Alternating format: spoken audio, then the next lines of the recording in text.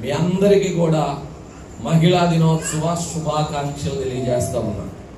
Happy women's day. ఏమండి, మహిళా దినోత్సవ శుభాకాంక్షలు మీ అందరికీ తెలియజేస్తా ఉన్నాను. దేవునికి స్తోత్రం. హల్లెలూయా. ఎందుకు అంటే పరిశుద్ధ గ్రంథములో కూడా దేవుడు స్త్రీకి ఇచ్చిన ప్రాధాన్యత చాలా గొప్పది.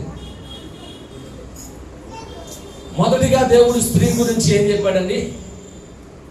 ఆమె ఒక సాటి అయిన సహాయము అని చెప్పాడు. స్త్రీ పురుషునికి ఎప్పుడు సహాయమే. ఏమండి, ఇది ఎవరు చెప్పిన మాట? నేను చెప్పే మాట కాదు. ఎవరు చెప్పిన మాట? దేవుడు చెప్పినటువంటి మాట. స్త్రీ పురుషునికి ఎప్పుడు సహాయమే. సాటి అయిన సహాయముగా దేవుడు పురుషునికి స్త్రీని ఇచ్చాడు అని పరిశుద్ధ గ్రంథములో మనం చూస్తా ఉన్నాం. అంత మాత్రమే కాదు, స్త్రీ లేకపోతే ఒక ఇల్లు చక్కబడదు.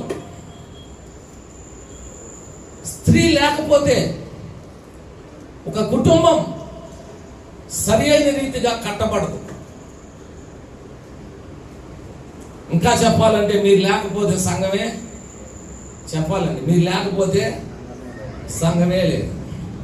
ఎందుకంటే ప్రార్థించే వాళ్ళైనా మీరే, పరిచర్య చేసే వాళ్ళైనా మీరే, పాటలు పాడేవాళ్ళైనా మీరే, ప్రపంచవ్యాప్తంగా ఉన్న ఎన్ని సంఘాలైనా చూసుకోండి, సంఘంలో ప్రాధాన్యత ఎవరుంటారంట?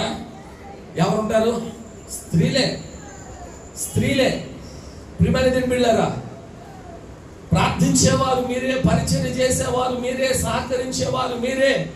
ఏమండి, దైవ సేవకులను గౌరవించాలన్నా, ప్రేమించాలన్నా, ఆదరించాలన్నా, సంఘ పరిచర్యలో పాలుపోపులు పొందాలన్నా, అది కుటుంబమైన, సంఘమైన, సమాజంలో స్త్రీ చాలా ప్రాముఖ్యమైన వ్యక్తి.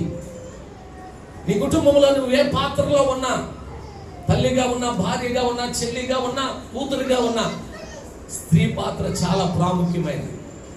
ఏమండి, అందుకనే స్త్రీని గౌరవించాలి, స్త్రీ గౌరవించబడాలి ప్రతి స్థలంలో కూడా.